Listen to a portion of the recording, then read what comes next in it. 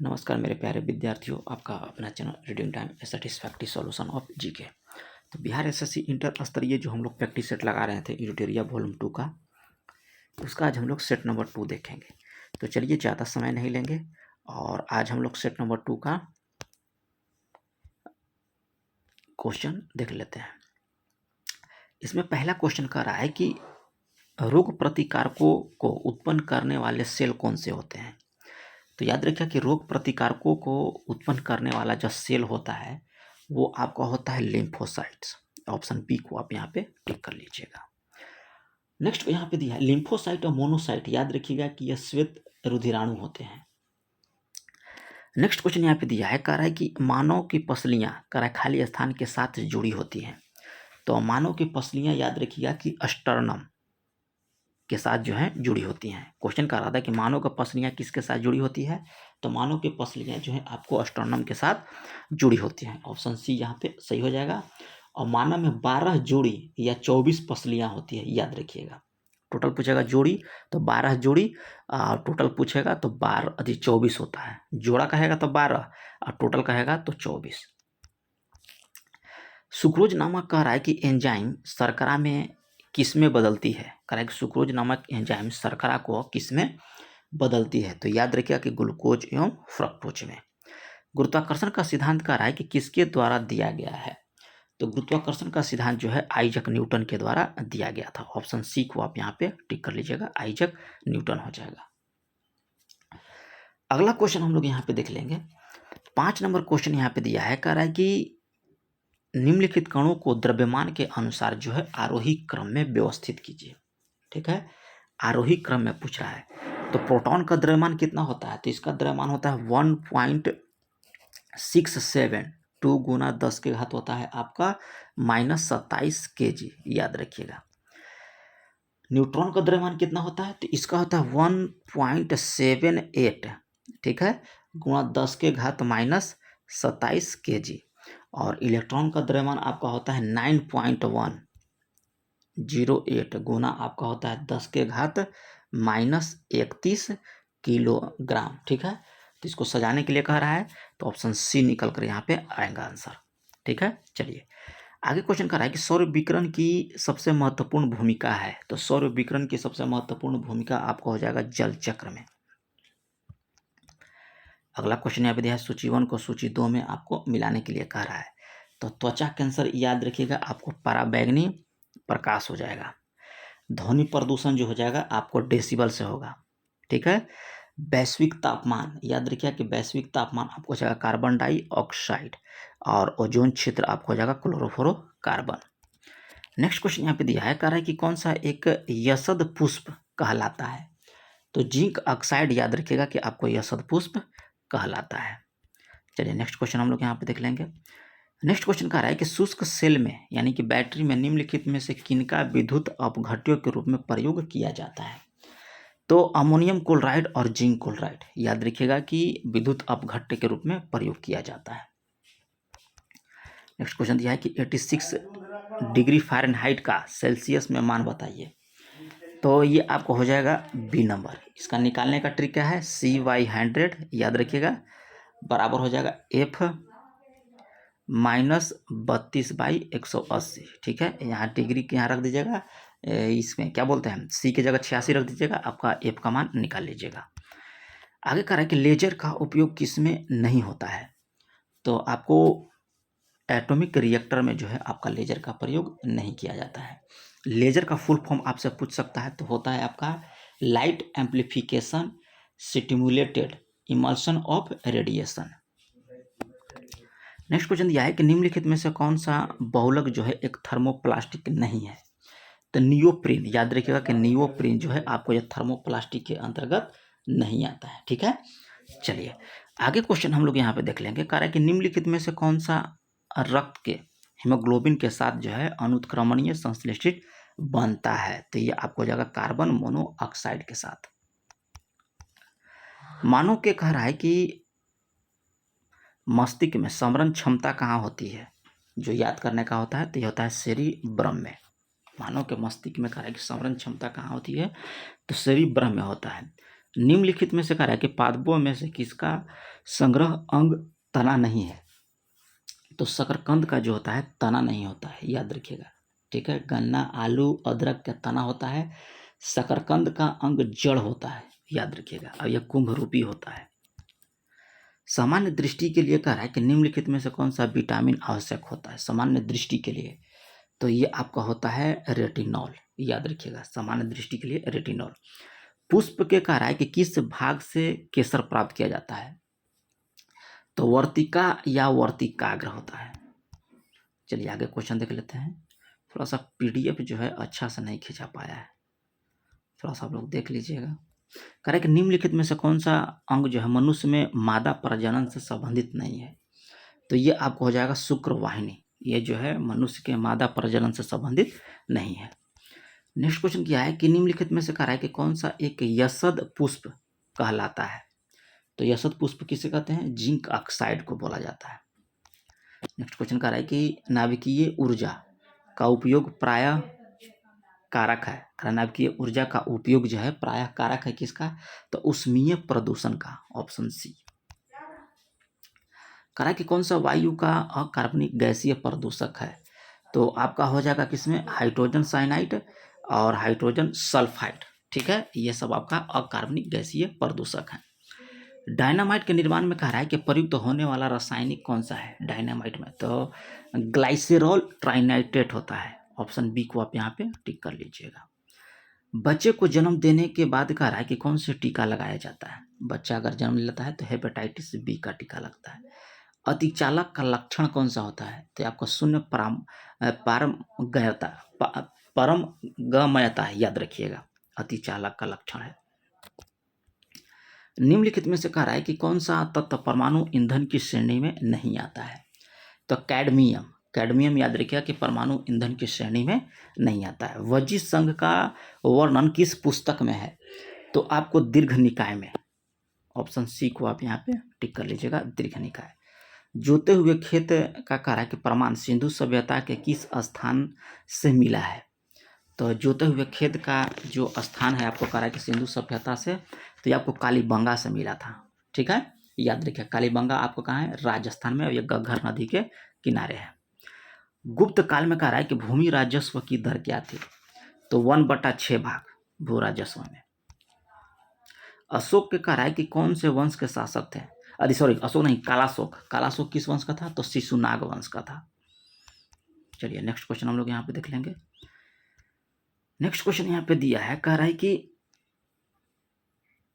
मीर कासिम, ठीक है, यहाँ पे दिया है कि मीर कासिम ने अपनी राजधानी मुर्शिदाबाद से कहाँ स्थानांतरित किया था? तो मुर्शिदाबाद से मुंगेर। नेक्स्ट क्वेश्चन दिया है कि दिल्ली के लाल किले में मोती मस्जिद का निर्माण किसने करवाया था? तो ये आपको औरंगजेब के द्वारा। स्वराज दल की स्थापना बिहार में किसने किया था? तो बिहार में पूछ रहा है, तो श्री कृष्ण सिंह के द्वारा जो है ये स्थापना किया गया था। किसका? स्वराज दल का। दिल्ली में कह रहा है कि किस सुल्तान ने स्वयं को नायाब ए खुदाई कहा था? तो नवाब ए खुदाई कहा था बलबन ने। प्रथम विश्व युद्ध किस वर्ष शुरू हुआ था? तो प्रथम विश्व युद्ध 1914 ईस्वी में शुरू हुआ था। 1914 से कब तक चला था? 1918 तक, याद रखिएगा, 1914 से 18 तक। आगे क्वेश्चन क्या है कि आत्मीय सभा की स्थापना किसने किया था? आत्मीय सभा का, तो ये आपको किया गया था राजा राम मोहन राय के द्वारा 1815 ईस्वी में कलकत्ता में, याद रखिएगा। और ब्राह्म समाज की स्थापना 1828 में राजा राम मोहन राय के द्वारा ही किया गया था। अगला क्वेश्चन कह रहा है कि भारत का प्रथम गवर्नर जनरल कौन था? तो भारत का प्रथम गवर्नर जनरल आपका हो जाएगा लॉर्ड विलियम बेटिंग। मैं समाजवादी और गणतंत्रवादी हूँ, यह कांग्रेस के एक अधिवेशन में अपना अध्यक्षीय भाषण में किसने कहा था? तो ये आपको बोला था पंडित जवाहरलाल नेहरू के द्वारा। चलिए अगला क्वेश्चन देख लेते हैं। राज्य चुनाव आयोग द्वारा कहा है कि पंचायत चुनाव जिसे अनुच्छेद के तहत संचालित और नियंत्रित किया जाता है, तो अनुच्छेद आप याद रखिएगा कि 243 का के हो जाएगा। ठीक है, पंचायत चुनाव कहेगा तो 243 का के हो गया। पंचायतों का लेखा के अकेंक्षण कहेगा तो 243 जे हो जाएगा। ग्राम सभा कहेगा तो 243 का ए होता है। आगे क्वेश्चन कर रहा है कि भारत का राष्ट्रपति कितनी बार जो है पुनः चुनाव के पात्र हो सकता है, यह कितनी भी बार बन सकता है। आगे क्वेश्चन कहा है कि राष्ट्रपति निम्नलिखित में से शपथ कौन दिलाता है राष्ट्रपति का। तो राष्ट्रपति का शपथ जो है भारत का मुख्य न्यायाधीश के द्वारा दिलाया जाता है। राज्य का मंत्रिपरिषद सामूहिक तौर पर किसके प्रति उत्तरदायित्व होता है। तो विधानसभा के प्रति। सामूहिक रूप से कहेगा तो विधानसभा के प्रति। ठीक है, चलिए आगे क्वेश्चन यहाँ दिया है। अब व्यक्तिगत रूप से कहेगा तो ये आपका हो जाएगा राज्यपाल। लोकतंत्रात्मक शासन की सफलता के लिए आवश्यक क्या है। तो आवश्यक आपका हो जाएगा शिक्षा, शिक्षित जनता, नागरिकता, स्वतंत्रता और आर्थिक समानता, ऑप्शन डी। नेक्स्ट क्वेश्चन दिया है कि भारतीय संविधान स्पष्टतः प्रेस की स्वतंत्रता की व्यवस्था नहीं करता है, परंतु यह स्वतंत्रता अंतर्निहित है। यह किस अनुच्छेद में दिया गया है। तो अनुच्छेद 19 के ए में दिया गया है। किस संविधान संशोधन के द्वारा करा है कि पंचायती राज व्यवस्था संस्थाओं को संवैधानिक दर्जा प्रदान किया गया। तो ये आपको किया गया है 73वां संविधान संशोधन के द्वारा। ठीक है, 1992 ईस्वी में। अगला है कि किस संविधान संशोधन के द्वारा जो है मतदान की आयु 21 वर्ष से घटाकर 18 वर्ष कर दिया गया था। तो 61वां संविधान संशोधन 1989 ईस्वी के द्वारा। सौरमंडल की कहा है कि प्रधान आकाशपिंड कौन सा है सौरमंडल का। तो ये आपका हो जाएगा सूर्य। दक्षिण गोलार्ध में कहा है कि सबसे बड़ा दिन कब होता है। तो सबसे बड़ा दिन आपका होता है 22 दिसंबर का। सबसे बड़ा दिन 22 दिसंबर का। ठीक है, चलिए आगे क्वेश्चन हम लोग यहाँ पे देख लेंगे। भारतीय हिमालय क्षेत्र की सबसे ऊंची चोटी कौन सी है। हिमालय क्षेत्र की सबसे ऊंची चोटी कौन सा होगा। तो कंचनजंगा हो जाएगा। यहाँ भारत का दिया है। बिहार में कहा है कि 2001 से 2011 के दौरान जनसंख्या वृद्धि दर कितनी रही। तो ये आपको जनसंख्या वृद्धि रहा था 25.4%। विश्व का सबसे बड़ा द्वीप कौन सा है। तो विश्व का सबसे बड़ा द्वीप आपको हो जाएगा ग्रीनलैंड। ठीक है, याद रखिएगा ग्रीनलैंड। तमिलनाडु के में कह रहा है कि जाड़ों में कह रहा है कि वर्षा होती है। तो होता है आपको उत्तर पूर्वी मानसून के द्वारा। ऑप्शन सी को टिक कर लीजिएगा। विश्व में कह रहा है कि ताजे पानी की सबसे बड़ी झील कहाँ पे है। तो ये आपको हो जाएगा सुपीरियर झील। विश्व की सबसे बड़ी ताजे पानी की झील। किस समिति ने कहा है कि प्रतिस्पर्धा अधिनियम 2002 को अधिनियमित करने का सुझाव दिया था। तो आपको दिया था SBS राघवन समिति के द्वारा। चलिए 54 नंबर क्वेश्चन देख लेते हैं। 54 नंबर कह रहा है कि गरीबी रेखा का निर्धारित करने के लिए कौन सा संस्था है। ठीक है, गरीबी रेखा का। तो ये आपका हो जाएगा, याद रखिएगा कि NASO, याद रखिएगा गरीबी रेखा का जो है निर्धारित करने वाली संस्था है। थोड़ा सा PDF जो है गड़बड़ा गया है, थोड़ा सा आप लोग मेरी आवाज़ को आप लोग देख लीजिएगा। वातावरण मुख्य रूप से कह रहा है कि किसके द्वारा जो है गर्म होता है वातावरण। तो वातावरण आपका गर्म होता है किसके द्वारा। तो याद रखिएगा कि दीर्घ तरंग स्थलीय विकिरण के द्वारा। ठीक है, ऑप्शन ए को आप यहाँ पे टिक कर लीजिएगा। निम्नलिखित में कह रहा है कि अधिक जैव विविधता कहाँ पाई जाती है। तो उष्णकटिबंधीय क्षेत्र में जो है आपका अधिक विविधता पाया जाता है, उष्णकटिबंधीय क्षेत्र। पारिस्थितिकी तंत्र में कह रहा है कि क्या शामिल होता है। तो पारिस्थितिकी तंत्र में आपका याद रखिएगा कि पारिस्थितिकी तंत्र में जो शामिल होता है कोई विद्यमान समुदाय और इसका परिवेश। पारिस्थितिकी विज्ञान केंद्र आपका कहाँ पे है। तो पारिस्थितिकी विज्ञान केंद्र आपका पड़ता है बेंगलुरु में। वातावरण कह रहा है कि मुख्य रूप से किसके द्वारा गर्म होता है वातावरण। तो दीर्घ स्थलीय विकिरण के द्वारा। ऑप्शन ए सही हो जाएगा। एक पारिस्थितिकी तंत्र में कह रहा है कि ऊर्जा की मात्रा एक पोषण स्तर से अन्य स्तर में रूपांतरण के पश्चात क्या हो जाएगा। तो ये आपका घट जाएगा। चलिए आगे क्वेश्चन दिया है कि यूरोप में प्रीनिज पर्वत श्रृंखला किन दो देशों को अलग करती है। तो स्पेन और फ्रांस को। याद रखिएगा स्पेन और फ्रांस। ऑप्शन ए कह रहा है कि प्रीनिज पर्वत श्रृंखला स्पेन और फ्रांस को अलग करती है।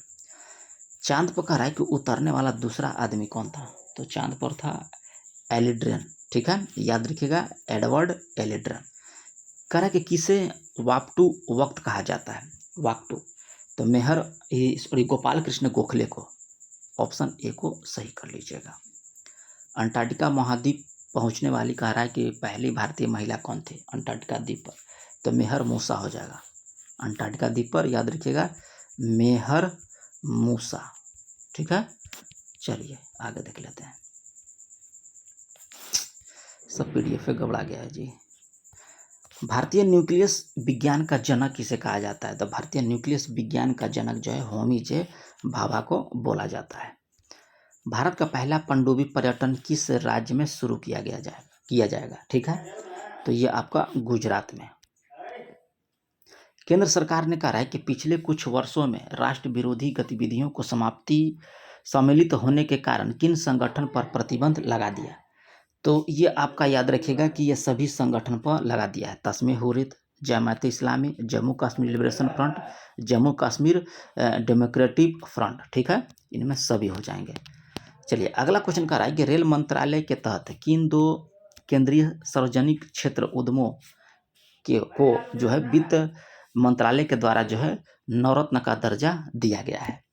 तो आपको दिया गया है IRCON को और RITES को। ऑप्शन ए सही हो जाएगा। हाल ही में कह रहा है कि किस राज्य में हर जिले में ड्रोन पुलिस यूनिट की स्थापना किया जाएगा? तो ये आपको हो जाएगा बिहार में। 2030 फीफा विश्व कप कितने महाद्वीप में आयोजित किया जाएगा? तो ये आपको 3 महाद्वीप याद रखिएगा। 3 महाद्वीप में कौन कौन है? तो अफ्रीका, यूरोप और दक्षिण अमेरिका। ठीक है, चलिए 6 देश हो जाएगा। महाद्वीप कहेगा तो 3 और देश कहेगा तो आपका हो जाएगा 6। कह रहा है कि किस व्यक्ति को जलवायु परिवर्तन के क्षेत्र में स्पिनोजा पुरस्कार 2023 प्राप्त हुआ? तो ये आपको भी यहाँ मिला है किसको? नंदिनी दास को। याद रखिएगा नंदिनी दास को। चलिए आगे दिया है मिशन इन्वेस्टगैन @5775 किस राज्य के द्वारा लॉन्च किया गया है, जिसके उद्देश्य जो है 75 दिन में सभी FIR जांच को पूरी करना है? तो ये आपको हो जाएगा बिहार में। ऑप्शन ए को टिक कर सकते हैं। वर्ष 2023 में कहा कि एशियाई खेल में भारत कितने पदक जीता है? तो ये आपको जीता है 107। याद रखिएगा। चलिए आगे देख लेते हैं। कह रहा है कि 2023 में नोबेल शास्त्र पुरस्कार, ठीक है, अर्थशास्त्र में किससे सम्मानित किया गया है? तो ये आपको क्लाउडिया, याद रखिए क्लाउडिया गोल्डिन को। Option C. चलिए आगे दिया है कि ऑपरेशन आयरन स्क्वाड निम्नलिखित में से किस देश के द्वारा जो है शुरू किया गया? तो ये आपको इजराइल के द्वारा। ठीक है, और यहाँ से आप लोग का मैथ का स्टार्ट हो जाता है। 75 क्वेश्चन आपको बिहार SSC GK GS में रहेगा। आज थोड़ा सा PDF गड़बड़ा गया है। ठीक है, थोड़ा सा आप लोग कंसीडर कर लीजिएगा। तो मिलते हैं नेक्स्ट वीडियो में, तब तक के लिए धन्यवाद।